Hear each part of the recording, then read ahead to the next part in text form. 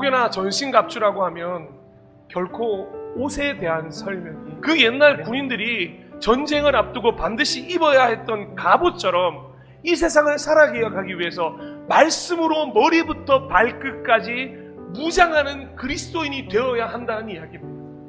그런데 이렇게 하나님의 전신갑주라는 말씀으로 무장하기 전에 우리가 반드시 명심하고 가슴에 새겨야 할 세 가지가 있습니다. 첫 번째로 of the Lord입니다. 말씀은 오직 하나님의 말씀이어야 합니다. 성경에 기록된 하나님의 말씀이어야 한다는 것입니다.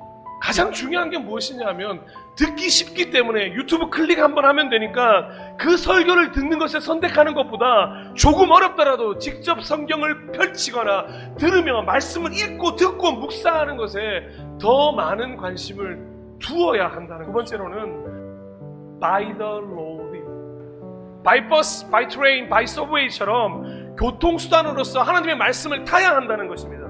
이 말씀 무슨 뜻이냐? 바로 말씀을 적용해야 한다는 것입니다. 말씀을 읽고 묵상하는 것으로 끝나면 공부이지만 적용하게 되면 말씀은 삶이 되는 것입니다.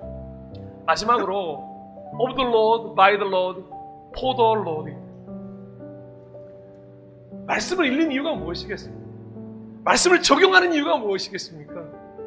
사실 말씀이 존재하는 이유도, 다시 말씀 앞에 가야 하는 이유도, 하나님이 주시는 갑옷을 입는 이유도, 아니 우리가 살아가는 모든 이유도 for the Lord, 하나님을 위해서.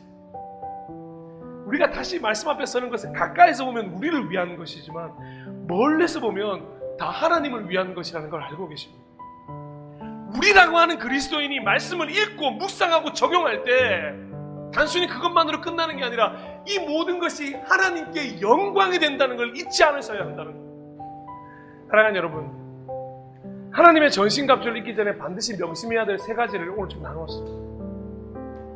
그래서 사실 성경은 이미 이렇게 기록되어 있다는 걸 알고 계십니다. 에베소서 6장 11절, 악마의 관계에 맞설 수 있도록 하나님이 주시는 온몸을 덮는 갑옷을 입으십시오. 아멘. 악마의 관계에 맞서는 것도 중요합니다. 온몸을 덮는 갑옷을 입는 것도 중요합니다. 그런데 이 말씀에서 가장 우리가 핵심으로 해야 될 건 바로 하나님이 주시는입니다. 하나님이 주시는, 이게 가장 중요합니다. 하나님이 주시는 이라는 단어를 마음속에 꼭 새기셨습니다. 그게 바로 하나님의 말씀입니다. 오늘 이야기를 한번 정리해 볼까요? 말씀은 반드시 하나님의 말씀이어야 합니다. 우리는 말씀을 타고 적용하며 살아야 합니다. 마지막으로 말씀을 읽고 적용하는 모든 것은 하나님을 위해서라는 목적 때문이라는 것을 다시 한번 마음에 새기십시오. 다른 이유 없습니다. 하나님을 위해서 입는 것입니다. 그리고 그것이 우리를 위해서 입는 것으로 변화될 것입니다. 하나님을 사랑하십니다. 그렇다면 사랑하는 하나님을 위해서 이런 결정을 한번 해보시지 않겠습니까?